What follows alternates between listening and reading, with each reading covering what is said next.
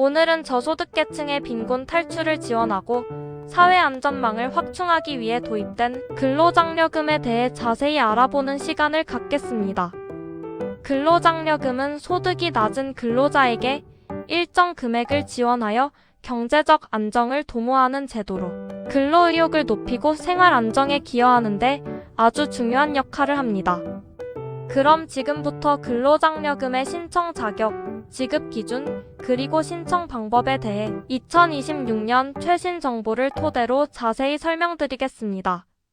많은 분들이 혜택을 받으실 수 있도록 끝까지 시청하시면서 확인해 보시기 바랍니다. 근로장려금은 말 그대로 일을 하고 있는 저소득 가구에게 장려금을 주는 세금 제도입니다.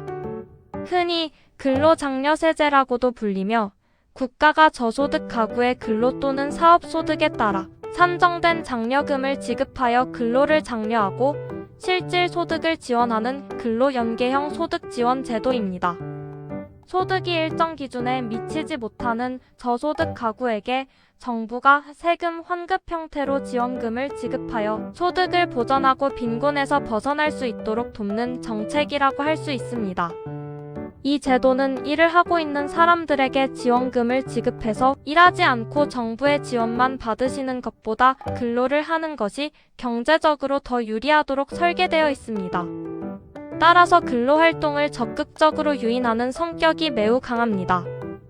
또 소득에 따라 지원금이 차등 지급되는 구조를 가지고 있으며 가구의 소득이 늘어날수록 장려금도 함께 늘어나다가 일정 소득 구간을 지나면 그 금액이 점차 줄어들도록 만들어져 있습니다. 장려금은 현금이 아닌 세금 환급 방식으로 지급되는데 정부가 직접 세금처럼 걷어들인 재원으로 지급하고 있어서 지원의 투명성을 높이고 있습니다. 또 근로장려금과 함께 자녀장려금도 함께 신청할 수 있는 경우가 많아서 저소득층의 자녀 양육 부담을 덜어주는 효과도 크다고 할 수 있습니다.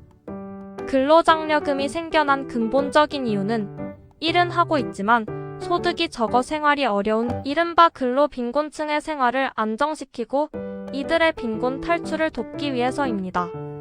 이러한 지원은 근로유인을 강화해서 저소득층이 경제활동에 더 적극적으로 참여하도록 장려하는 인센티브 역할을 합니다. 또 소득 불평등을 완화하는 것도 아주 중요한 목적입니다. 저소득 가구에 실제 사용할 수 있는 소득인 가처분 소득을 늘려서 소득 격차를 줄이는 데 기여합니다. 나아가 대한민국 국민이라면 누구나 기본적인 삶을 유지할 수 있도록 돕는 사회 안전망을 확충하는 효과가 있습니다. 근로장려금과 일반적인 복지제도의 가장 큰 차이는 근로를 전제로 한다는 점입니다. 일반적인 복지제도가 소득이나 재산이 없거나 일정 기준 이하인 경우에 지원하는 것과 다르게 근로장려금은 소득이 낮은 수준이더라도 일을 하고 그 소득이 있어야만 신청할 수 있는 제도입니다. 일을 하고 그 소득을 신고해야만 지원을 받을 수 있으므로 단순한 수혜가 아니라 근로에 대한 보상 또는 근로를 장려하는 지원금의 성격이 아주 강합니다. 근로장려금의 신청 방법으로는 온라인인 국세청 홈택스와 모바일 앱 손택스를 포함하여 ARS 전화 1544-9944 그리고 세무서 방문 등 여러 방법으로 신청할 수 있습니다. 특히 국세청으로부터 신청 안내문을 받은 경우에는 개별 인증번호나 QR코드를 통해 아주 간편하게 신청할 수 있습니다. 게다가 반기 신청 제도를 운영하고 있어서 소득 발생 시점과 장려금 수급 시점 간의 시차를 줄여 저소득층의 현금 흐름을 개선하는 데 도움이 됩니다. 반기 신청은 상반기 소득 기준으로 12월 말에 지급하고 하반기 소득 기준으로 다음 해 6월 말에 정산됩니다. 특히 2025년부터는 연령 제한이 없어지고 맞벌이 가구의 소득 기준이 3,800만원 미만에서 4,400만원 미만으로 상향되는 등 지원 범위가 확대되어 약 334만 가구가 혜택을 받으실 수 있게 됩니다. 근로장려금에 대한 필수 체크사항으로 신청 대상은 가구 유형에 따라 소득 기준이 달라지는데 단독 가구는 연간 총소득 2,200만원 미만이어야 합니다. 풋벌이 가구는 연간 총소득 3,200만원 미만이어야 합니다. 맞벌이 가구는 앞서 설명드렸던 바와 같이 2025년부터 상향되어 본인과 배우자의 소득 합계가 300만 원 이상인 가구로 연간 총소득 4,400만 원 미만이어야 합니다. 또 중요한 재산 기준으로는 2024년 6월 1일 기준으로 가구원 전체의 재산 합계액이 2억 4천만 원 미만이어야 합니다. 재산에는 토지, 건물, 승용차, 전세, 보증금, 금융재산 등이 포함되는데 가구의 부채는 재산가액에서 차감되지 않는다는 점을 꼭 기억해야 합니다. 그리고 2025년부터는 자동 신청 제도가 확대되어 과거에는 60세 이상만 가능했지만 이제는 나이 제한 없이 모든 신청 안내 대상자가 사전 동의만 하면 별도 접수 없이 자동으로 지급됩니다. 또 과거에 단 한 번이라도 신청한 경우에도 자동으로 신청이 이루어집니다. 신청 기간은 정기 신청의 경우 매년 5월 1일부터 6월 2일까지이며 심사를 거쳐 9월 말까지 지급됩니다. 기한 후 신청은 정기 신청 기간 종료일 다음 날부터 6개월 이내까지 가능한데 이 경우에는 산정된 장려금의 95%만 지급됩니다. 반기 신청의 경우 상반기 소득분은 9월 1일부터 9월 15일까지 신청받아 12월 말에 지급하고 하반기 소득분은 다음 해 3월 1일부터 3월 15일까지 신청받아 6월 말에 정산하여 지급합니다. 근로장려금에 가장 많이 지적되는 단점은 소득 기준이 엄격해서 소득이 조금만 높아져도 지급 대상에서 제외되는 급여 절벽 현상이 발생할 수 있다는 점입니다. 소득이 증가함에 따른 장려금 감소폭이 커서 일부 근로자의 경우 근로의욕이 일시적으로 저하될 가능성이 있다는 우려가 있습니다. 또 다른 단점은 신청 방법이 다양하지만 일부 사람들에게는 여전히 복잡하게 느껴질 수 있다는 점입니다. 특히 디지털 접근성이 떨어지는 고령층이나 정보 취약계층에게는 신청 과정이 어려울 수 있습니다. 그리고 정기 신청과 반기 신청의 지급 방식과 시기가 다르기 때문에 신청자가 혼란을 겪을 수 있습니다. 반기 신청의 경우 소득이 적은 분들에게는 지급액이 적을 수 있고 정기 신청과의 차이를 명확히 이해하지 못할 경우 불이익을 받을 수도 있습니다. 만약 허위로 신청한다면 최대 5년간 지급이 제한되고 가산세가 부과될 수 있어서 신청 시에는 신중함이 필요하다는 점도 유의해야 할 단점입니다. 근로장려금을 잘 이용할 수 있다면 열심히 일하는 많은 저소득 가구에 경제적으로 큰 도움이 될 수 있습니다. 실제 예로 남편은 일용직 근로자로 아내는 가끔씩 아르바이트를 하는 맞벌이 가구가 있었습니다. 이 가구는 연간 총소득이 4천만 원 수준이었는데 근로장려금과 자녀장려금을 합쳐서 최대 지급액인 330만 원을 지급받았습니다. 이런 지원금 덕분에 자녀 학원비나 급작스러운 병원비 등 긴급하게 필요한 돈을 마련할 수 있었다는 사례가 많습니다. 또 다른 사례는 60대 이상인 독거 어르신이 소액의 근로소득과 함께 근로장려금을 받아서 생활비를 보충하고 있는 경우입니다. 이 어르신은 장려금 자동 신청 제도로 편리하게 혜택을 받고 있습니다.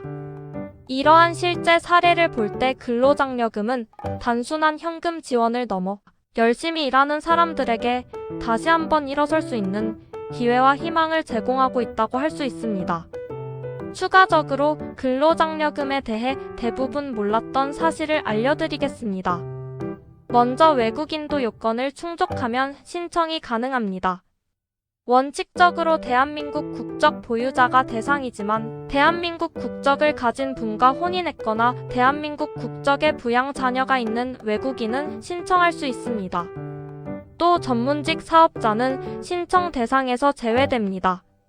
변호사, 세무사, 의사 등 특정 전문직 사업소득이 있는 가구는 본인 또는 배우자 중 한 명이라도 해당 소득이 있다면 근로장려금을 신청할 수 없습니다. 이는 제도의 취지가 저소득 근로자 및 영세 사업자를 지원하는 데 있기 때문입니다. 다음으로 자격 요건을 충족함에도 불구하고 제도를 알지 못하거나 신청 방법을 몰라 장려금을 받지 못하는 분들이 상당수 존재한다고 알려져 있습니다.